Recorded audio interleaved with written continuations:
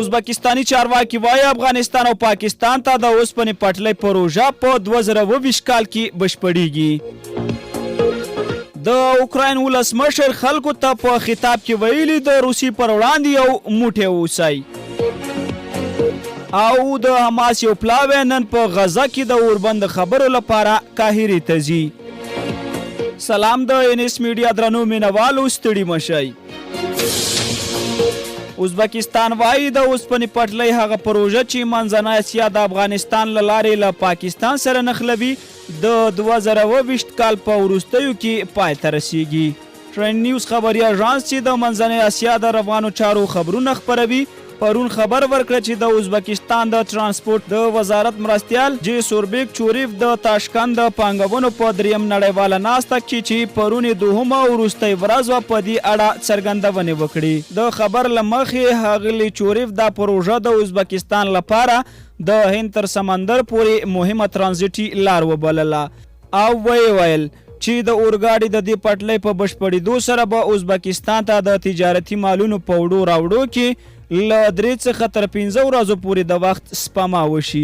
د اسلامي امارت حکومت تر اوسه د دې پروژې په اړه تازه څه نه دي ویلي، خو د روانې غویي میاشت پیل کې د اسلامي امارت چارواکو د افغانستان له لارې له منځنۍ اسیا څخه پاکستان ته د اورګاډي د پروژې د رغونې په اړه د قزاقستان او کرغزستان له جګپوړو چارواکو سره په کابل کې خبرې وکړې.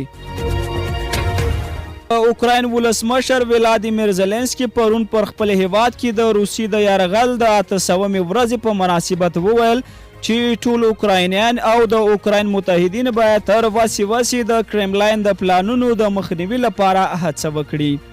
ولسمشر زلنسکي د اوکراین سرحدي ځواکونو ته په وینا کې وویل چې اوکراین له یو سخت پړاو څخه د تیریدو په حال کې دی، خو د په وینا تر دې یو بل سخت پړاو پاتې ده چې هغه په مناسبو شرایطو کې د جګړې پای ته رسول دي.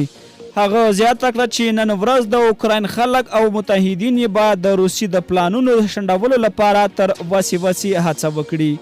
ښاغلي زیلنسکي دا څرګندونې بیګا داسې مهال وکړې چې د اوکراین په دونیڅک سیمه کې د روسي په توغندیي حملو کې لږ تر لږه 3 کسان ووژل شول.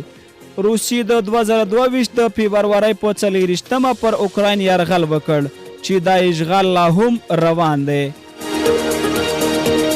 او د حماس ډلې یو جګپوړي چارواکي رویټرز خبري اژانس ته د خپل نوم نه ښودلو په شرط ویلي چې د دې ډلې یو پلاوی به نن د مۍ په 4مه د مصر پلازمینې قاهرې ته ولاړ شي. حماس ډلې چې امریکایي او اروپایي ټولنه یې د یوې تروریستي ډلې په توګه پیژني دا خبره په غزه کې د جګړې د پای ته رسولو او د اسرائیلي برمتو د خوشي کولو لپاره د اسرائیلو طرحې ته د لیکلي ځواب په بڼه کړې ده. د مصر د یوې امنیتي سرچینې او د قاهرې په هوایي ډګر کې د چارواکو لخوا د ورکړل شوو معلوماتو له مخې پرون د مۍ په 3مه نیټه قاهرې ته د امریکا د استخباراتو د مرکزي ادارې د مشر ویلیام برنس له رسیدو وروسته د حماس د چارواکي دا څرګندونې وکړې. برنس د غزې د جګړې په اړه د بحث لپاره مصر ته رسیدلی دی. له مالتیا او اورېدنې مو نړۍ مننه. که چیرې زموږ چینل ته نوي راغلي زموږ چینل در سره سبسکرایب کړئ.